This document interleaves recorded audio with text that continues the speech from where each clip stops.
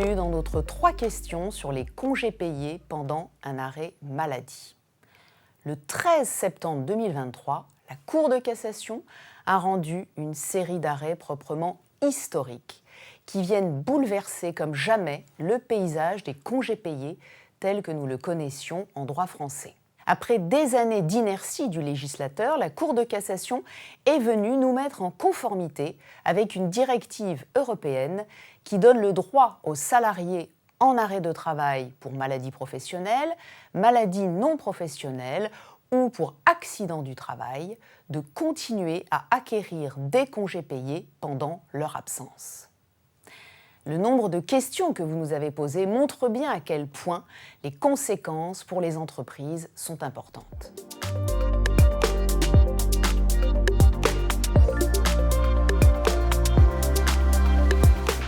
La réponse est tristement oui. La jurisprudence de la Cour de cassation a un effet rétroactif, en ce sens qu'elle s'applique à des situations en cours ou même passées.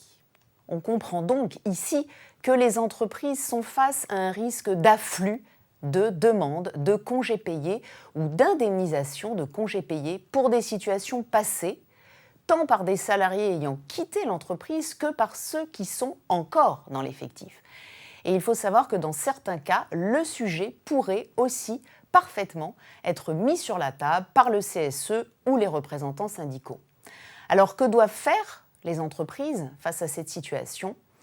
Eh bien, pour les périodes d'acquisition de congés payés en cours ou à venir, il est préférable, à notre sens, de paramétrer dès à présent les logiciels de paye pour être en conformité avec cette nouvelle jurisprudence. Et pour les périodes passées, eh bien là, c'est clairement un positionnement d'entreprise à prendre, un positionnement totalement personnel que vous allez déterminer en pesant les risques et en prenant éventuellement conseil.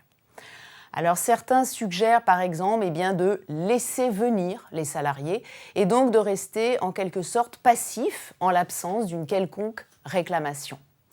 D'autres se demandent si pour les salariés déjà partis, les reçus pour solde de tout compte qui ont été signés et non dénoncés ne pourraient pas protéger finalement l'employeur de toute réclamation. En réalité, à ce stade, nous ne pouvons faire que des conjectures.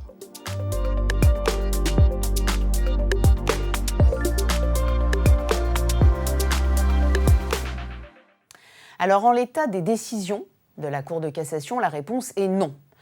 Pour l'instant, il n'y a pas de limitation dans le temps du report des congés payés. Et c'est bien un des problèmes. Alors, je dirais que les employeurs ont tout de même une petite lueur d'espoir, car le législateur et même des conventions collectives, type accord de branche, pourraient remédier à cela. En réalité, il faut savoir que la jurisprudence européenne et la jurisprudence française ont déjà admis que des dispositions ou des pratiques nationales, comme une loi ou une convention collective, je le disais à l'instant, puissent limiter le report dans le temps des congés qui n'ont pas été pris par un salarié en arrêt de travail.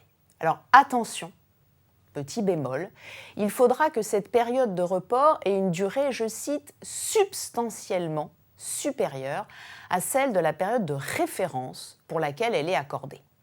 Alors par la jurisprudence, on sait par exemple qu'il pourrait s'agir d'une période de report de 15 mois, mais pas de 12 mois et encore moins de 9 mois.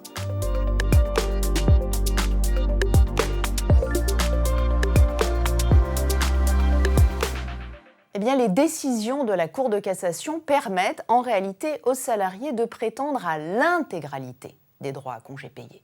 Il faut savoir que la Cour de cassation n'a fait aucune distinction entre les 4 semaines minimales garanties par la fameuse directive européenne et la 5e semaine légale de congés payés ou les congés payés d'origine conventionnelle. Donc cela concerne tous les congés payés, mais que les congés payés, car sont tout de même exclus les jours de RTT qui reposent cette fois sur une logique d'acquisition.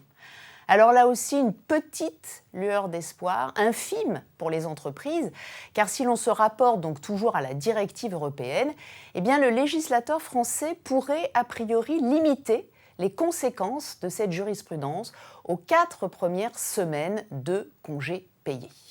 On l'espère très fort. Alors nous sommes maintenant dans l'attente justement d'une réaction du législateur français, réaction qui ne pourrait jouer que pour l'avenir, je le précise, pas pour le passé.